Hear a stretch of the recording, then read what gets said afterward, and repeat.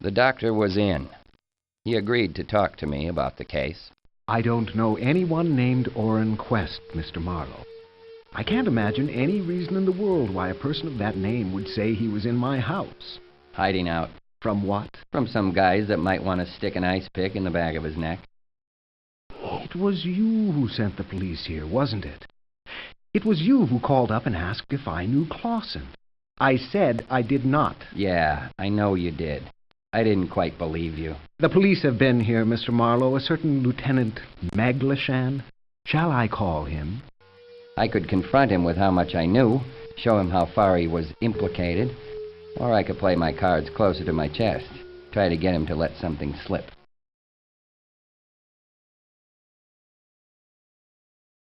Go ahead, call him. We're a couple of sweethearts. We just sit here making with the over-the-desk dialogue, as though we didn't have a care in the world, because both of us are going to be in the clink by nightfall. You, because Clausen knew you by your first name, and you may have been the last man he talked to. Me, because I've been doing all the things a PI never gets away with. Hiding evidence, hiding information, finding bodies, and not coming in with my hat in my hand to these lovely, incorruptible Bay City cops. I'm through. There's a wild perfume in the air this afternoon. I don't seem to care. You knew Clausen. You could have known some of his rumors. Presumption. You knew Hicks or Orrin Quest or both. The L.A. cops couldn't or didn't establish identity of ex-Cleveland character. Call him Steelgrave. But somebody had to be able to, if that photo was worth killing people over. Did you ever practice medicine in Cleveland, Doctor? Certainly not. I checked up on your past. You'd have liked to change your name, but you couldn't and keep your license. Somebody had to mastermind this deal, Doctor. Clausen was a bum. Hicks a stupid lout. Orrin Quest a nasty-minded creep. But they could be used. You couldn't go up against Steelgrave directly. You wouldn't have stayed alive long enough to brush your teeth. You had to work through pawns. Mr. Marlowe, you are an unmitigated idiot. I felt a tightness in my chest. My mind had slowed to a turtle gallop. What's going on here?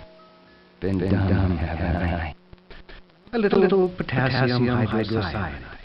Not fatal, not even dangerous. Merely relaxing. My eyelids were as hard to lift as a dead elephant. How long had I been out? The room was just Dr. Lagarde's consulting room. Same floor, same desk, same walls, same letter opener shaped like a woman, but no Lagarde. The moment I was aware that steps were coming down the hall. His teeth clicked and I thought he was going to speak, or try to speak. But that was the only sound from him. He had stopped breathing.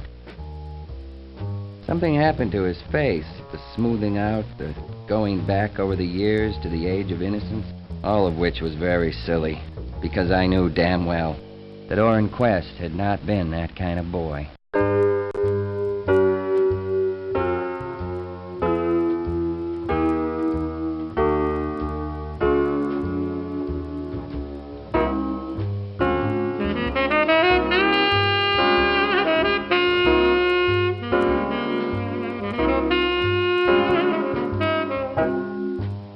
The question was, where to next?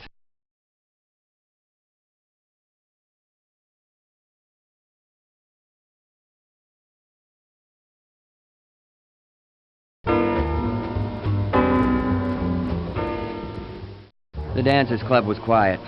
No one was lying in wait to corral their next producer or making an entrance into the room. Hello, Marlowe. Care for a seat? To what do I owe the pleasure of your company again? We didn't get much of a chance to talk before. I thought of some other questions I'd like to ask. You're not a native Californian, are you, Mr. Steelgrave? Not that anyone is these days. I could ask you how business is, if you miss Cleveland, or where you were the night Sonny Mo Stein was shot to death. Interesting as all that is, I've been hired to do only one thing. Find Orrin P. Quest. As I've told you, I don't know the man and I don't know where he is. You're an interesting man, Marlowe. If I ever need a detective, I may hire you. You're tough, you're resourceful, you're intelligent.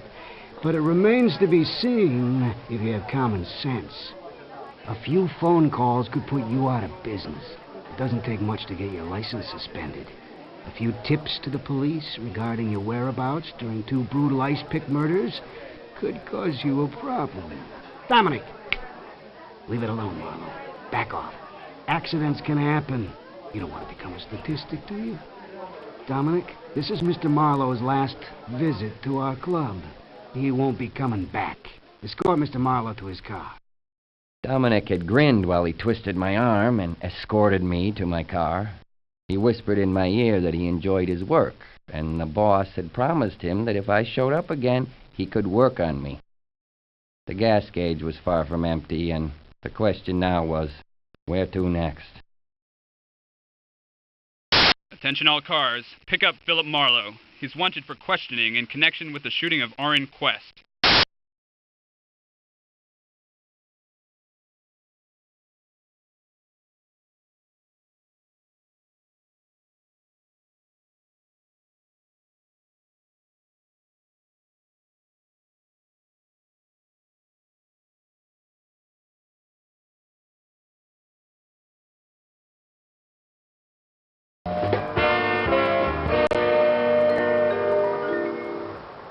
No one answered the door when I rang, but it wasn't locked, so I let myself in. You got more nerve than a bum tooth. Who writes your dialogue, Dashiell Hammett? Don't try to get cute, Marlowe. You think the worst thing that can happen to you is you get beat up. But the boss don't work that way. He likes things legit. You mean he wants to legalize dope? You're always cracking wise, but it don't bother me. The boss is smart. If he wants to get rid of you, he can feed you to the cops. You're in big trouble yourself, Marlowe, and you know it. Obstructing justice? Accessory after the fact in a murder? 2 murders. You've been a busy boy, Marlowe. You could lose your PI license, or maybe do some jail time, or maybe you get the gas chamber for murder. 'Cause the boss can always pick up the phone, and he likes to settle things legit. Me, I like to settle them face to face.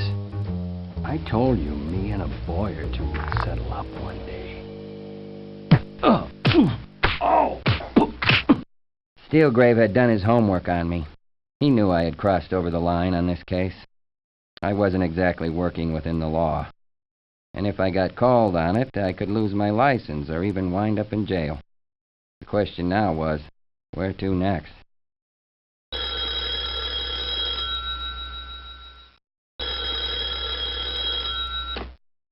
You don't have to tell me anything. I went down there. I just had a feeling, he being my brother and all. I rang the bell and nobody answered the door. That seemed funny. Maybe I'm a psychic or something. So I called the police. I lied. I told them I heard shots. You left him lying on the floor, dead. You had to, I guess. I don't care what they do to you. If they put you in prison, I think I would like that.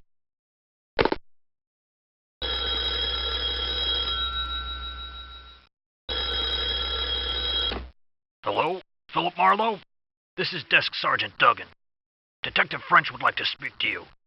Marlowe, we'd like to see you down at headquarters.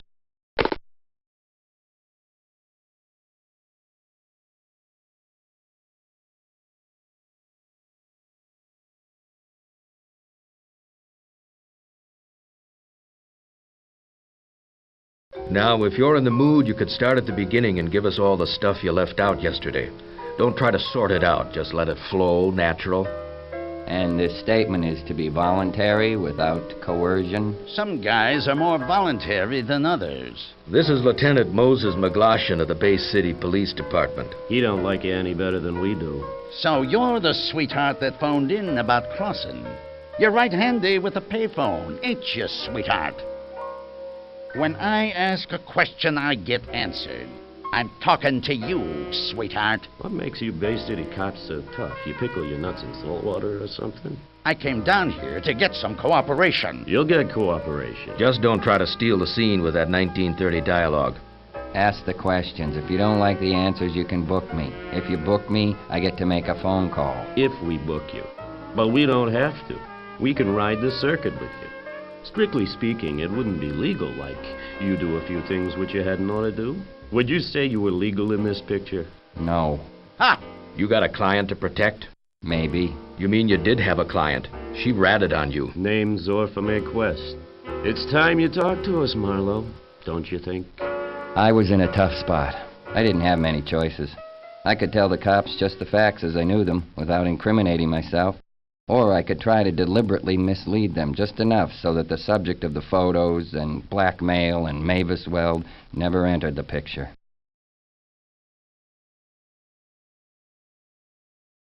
So let's have your ideas about all this, Marlowe. Among other things, Clausen was probably pushing reefers. But he was liquored to a point where you wouldn't want to trust him anymore.